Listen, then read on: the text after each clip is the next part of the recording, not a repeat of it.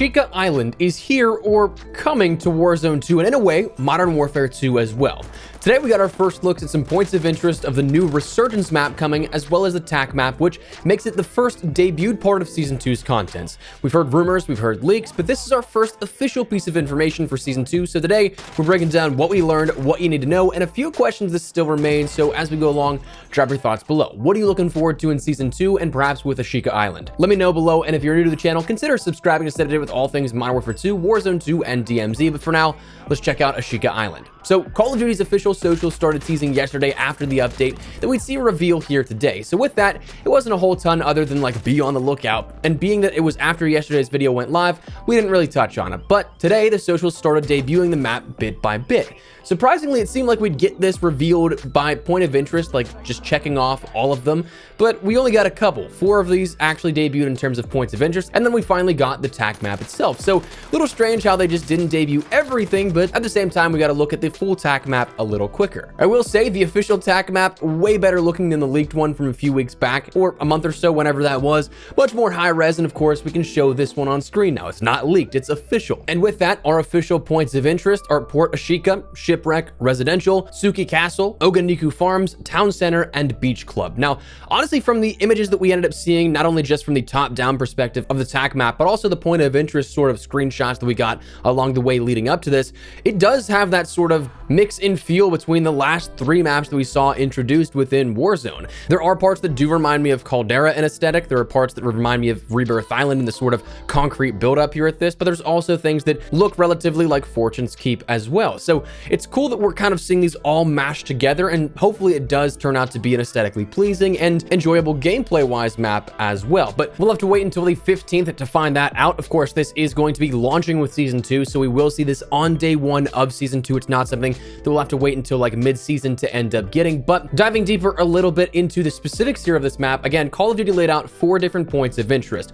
that being Suki Castle, Town Center, Beach Club, as well as the Underground Waterway, a point of interest that is a sub-point of interest on 2 levels, 1 being that it's underground, but also 2 that it's not necessarily listed on the TAC map itself, but it's an area that you can explore and visit. Now, Suki Castle, they said that you can infiltrate quickly, pass tower defenders, and reach the hidden space within that. Curious what that'll mean if it's not something that's just a bit arbitrary and posted for intrigue, if there actually is some high-level loot in there. We'll have to wait and see. Town Center is listed as a long-range or up-close location, a mix of both, with many stalls in the market, but with a layout that does look to have a mixture of sort of outdoor engagements, but also with enough buildings and compounds there that it could be something where you can thrive with SMG or maybe even something like a shotgun. Beach Club, this one again being that point of interest that kind of reminded me of that southern portion of the resort and the town areas of Caldera. Maybe that's a bit of a stretch, but to me that's what it kind of looks like. This having some buildings, but also being way more open in that sense as well. And then the Underground Waterway, again, reminding me of the underground caves of Fortune's Keep, but with water in this point of interest instead, which will make it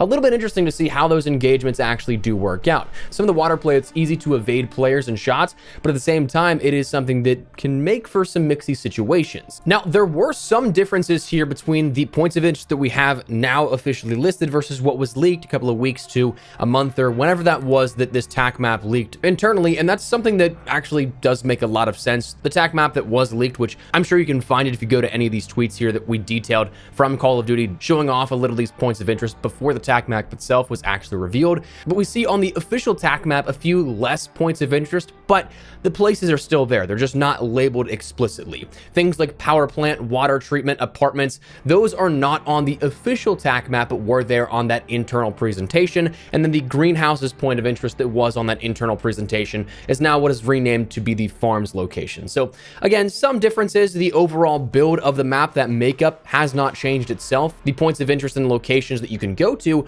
those are the same, just naming is changed slightly and some omitted. Now, next let's talk some key details here. Firstly, this is something that we'll be seeing across Warzone 2.0, naturally for that Resurgence-based game mode. The faster-paced action here where you can jump back into it if your teammates do stay alive, that countdown timer for when you respawn, but also DMZ is confirmed as well. One thing that is not confirmed just yet is multiplayer. It was detailed in that internal leak that multiplayer would be seeing this used as a map utilized in the ground war section, but that has not been confirmed just yet.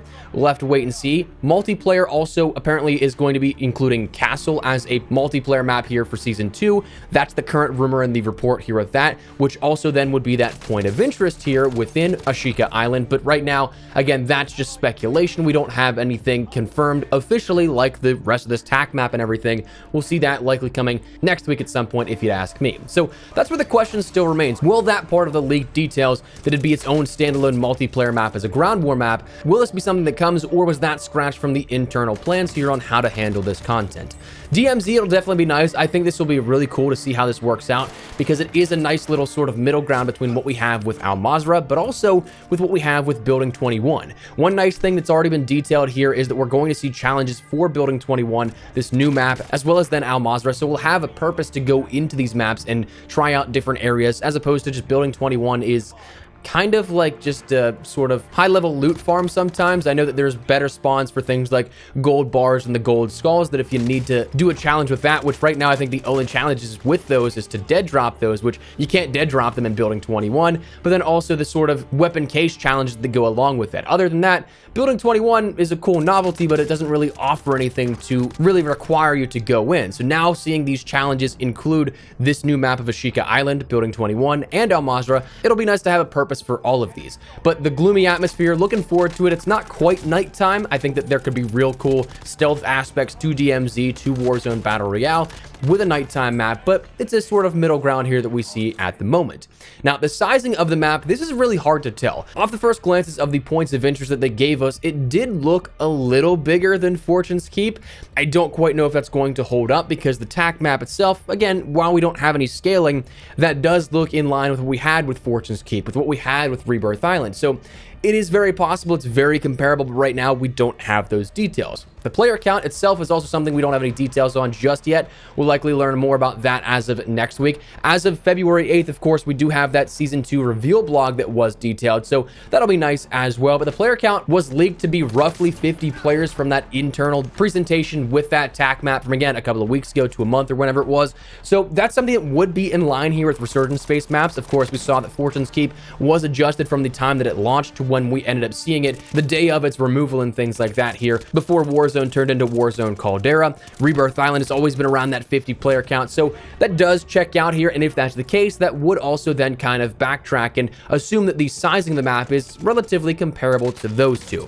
Now, the final thing that I do want to touch on here in regards to what we don't necessarily know, but we do know, is gameplay feel is going to be different. If you loved Resurgence in Warzone 1, whether that be Rebirth Island or Fortune's Keep, it's not going to exactly be one-to-one here. The movement, of course, is the biggest key difference. A lot of people loved Warzone 1's Resurgence space maps because it was basically your movement demons. It was the fastest paced action you could get out of Warzone, and yes, while you could do those same movement mechanics and movement moves to outplay players in Caldera, in Verdansk, it was something that was way more apparent, way more abundant in Resurgence on Rebirth and Fortune's Keep. Now, because we don't have that same kind of movement, we don't have that same kind of rushy flow, it is definitely going to feel different. I think that it's still going to be fun. I think that it's still going to be a nice change in pace in terms of what you have versus Al Mazrah and the regular big map BR experience. But if you're expecting it to be one-to-one, I'd temper those expectations. I think this is probably going to be something that's more comparable to like day one Rebirth Island back in 2020, where people still didn't really have the sort of slide canceling and all those movement mechanics to their advantage down pat entirely, where it was a much slower experience, but it still was a lot of fun. People were still really enjoying it, and it was a nice deviation from the, at the time, Verdansk big map gameplay in BR. So that said, that's what we learned here as of Ashika Island's reveal today. As of tomorrow and what the future holds, we don't quite know. If there is anything more that is introduced here, we'll of course keep you covered on what you need to know. But for now, that's what we're gonna call it. So let me know your thoughts down below. Are you guys looking forward to Resurgence and Ashika Island with Season 2? Are you hoping to see anything in particular revealed from now until the launch of Season 2? Whatever the case, drop your thoughts below. But if you enjoyed the video, you found it at all insightful, do me a favor and drop a like on it. And if you're new to the channel, make sure you subscribe so you don't miss a single thing. We're getting all things Modern Warfare 2, Warzone 2, and of course, anything COD related. But for now, thanks so much for watching. My name has been Espresso. I'll see you guys later. Take care and peace.